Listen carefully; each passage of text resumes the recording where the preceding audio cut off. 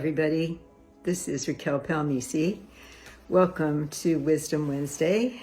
There is a lot to share with you, and especially a subject that's very close to me right now and that I've been learning a lot about from my clients and my own life. And that is, how do you support someone who you're close to who is in pain? How do you really do that?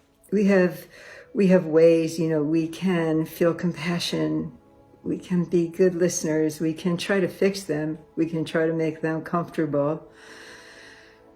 But I'm here today from my hall of mirrors because it seems to me that the reflection that we get back is important to us.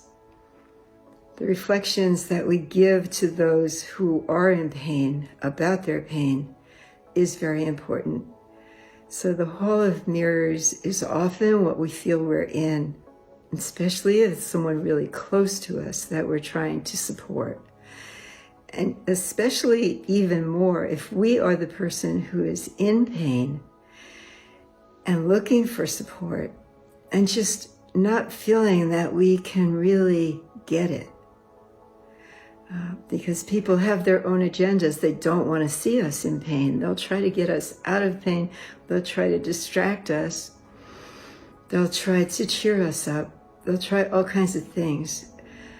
But the person who is in pain, my husband just had surgery on his neck a few days ago, recovery pre-op, a few days of excruciating, agonizing pain, and then recovery after a very successful operation was really rough for the first couple of days, really rough with unknowns. And did any of this work? Am I doomed?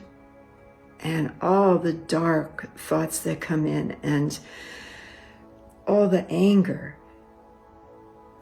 So to be supportive to a person who is in pain means that I have to not take on their pain. I couldn't take on his pain. I couldn't make it not hurt. I could suggest maybe a pain pill or something, but that's not the answer.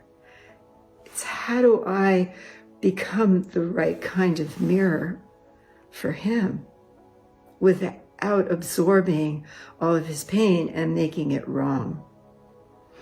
So here's the first thing.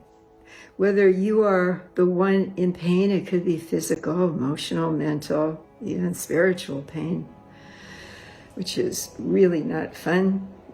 And by spiritual pain, I mean where we feel like we're out of alignment with creation itself, with our Creator.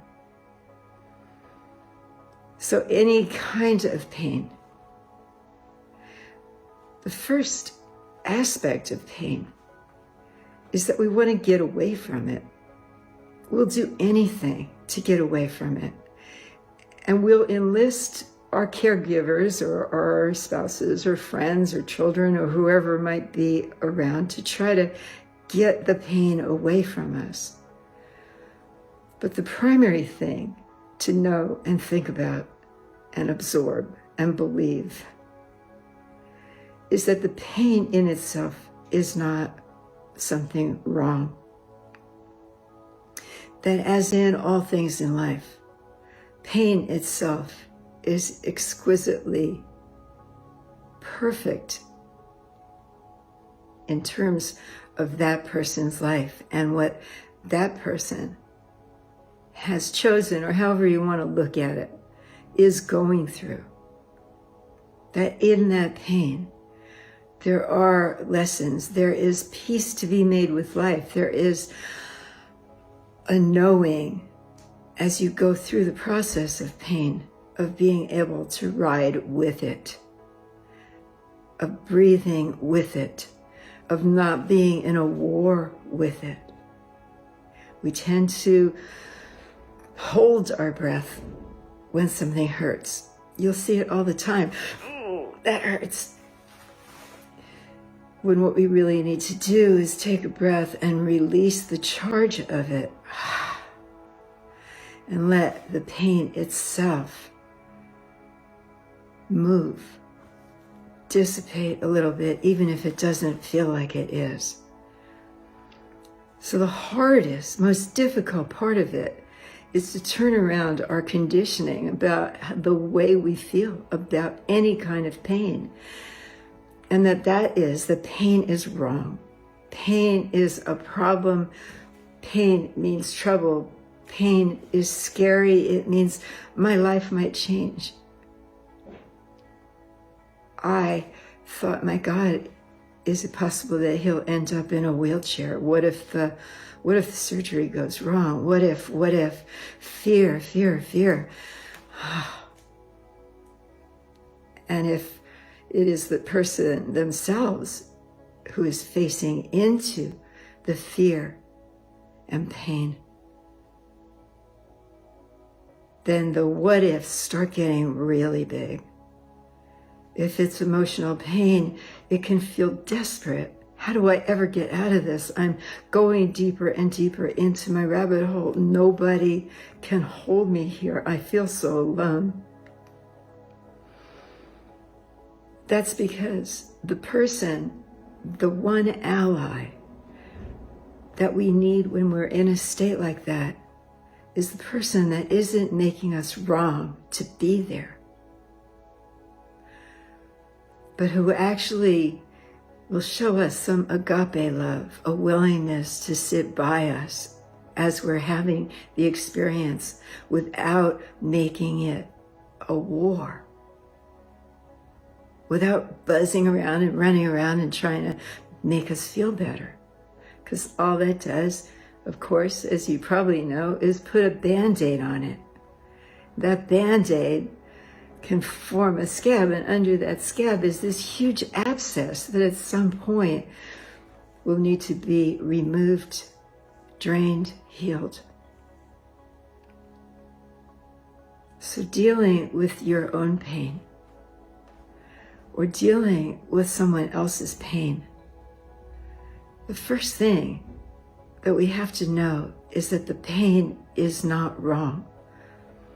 The pain is part of the healing process, and that there are different ways of looking at pain.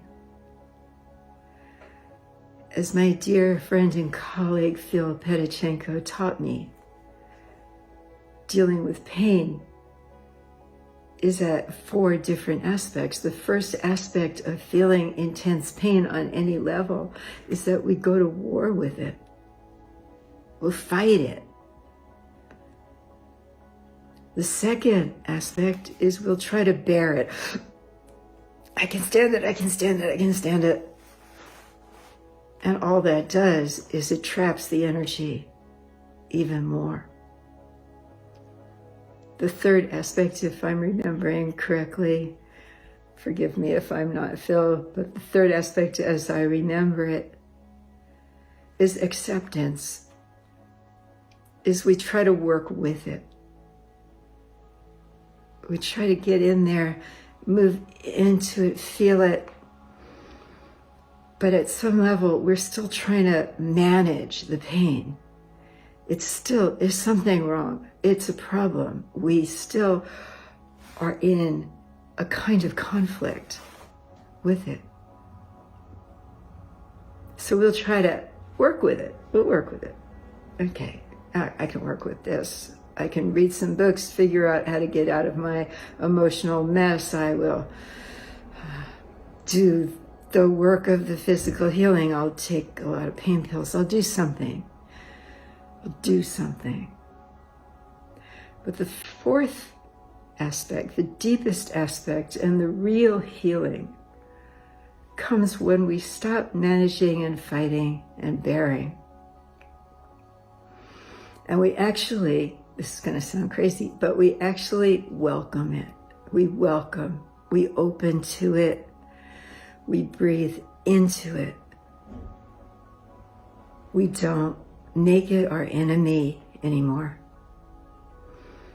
We take deep breaths, we feel it, it hurts, whatever kind of pain it is.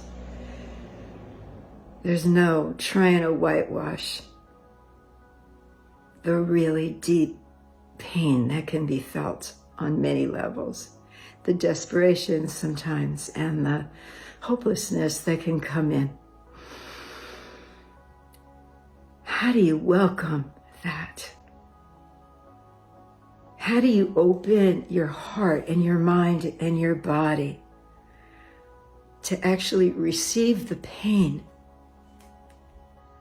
and let it release? Let it not be a prisoner of our thoughts and stories.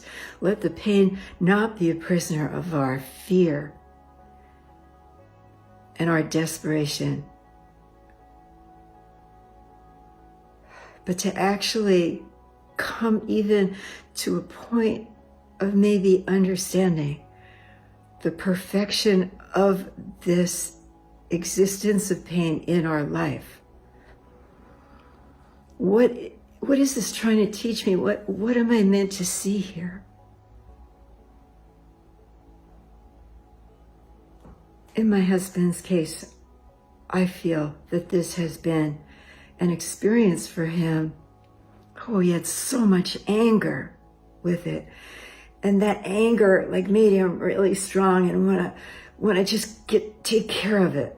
And that's the way he deals with a lot of things, and that's fine. It gives him the energy to be a fighter and a scrapper, and it has allowed him to go through many, many things in his life and come out the other side.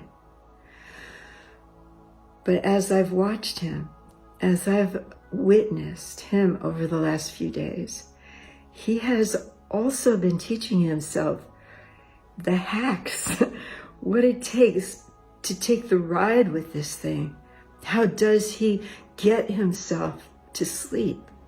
How does he find a spot where he can actually rest his neck? How can he manage to retrain his throat to swallow easier? And gradually, his attitude has uplifted. More and more, I witness him opening to the existence of this experience in his life. I'm watching my own teachings work firsthand, 24/7. That there is a lesson in all this, and possibly why we live in a world where pain exists on many different levels, in the collective, in the macro, and in the very personal. A lot of stuff just hurts, and we want to run from it, and we shouldn't. Let's stop doing that. Let's understand pain for what it actually is.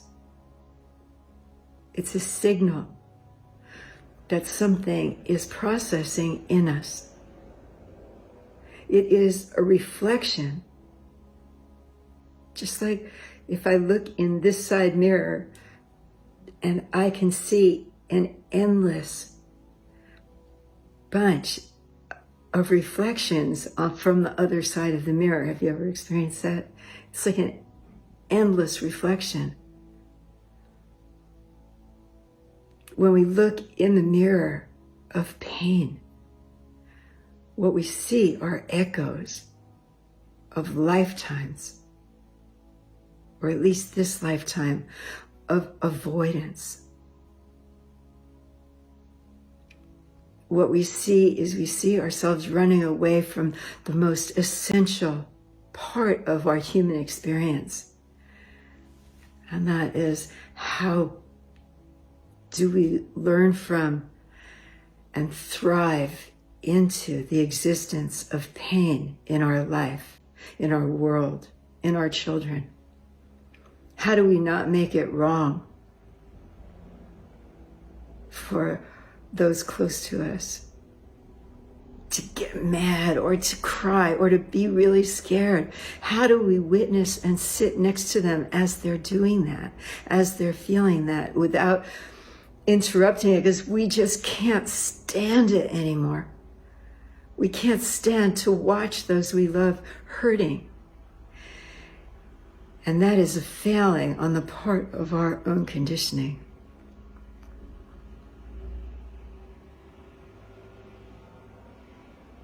Creating a container of safety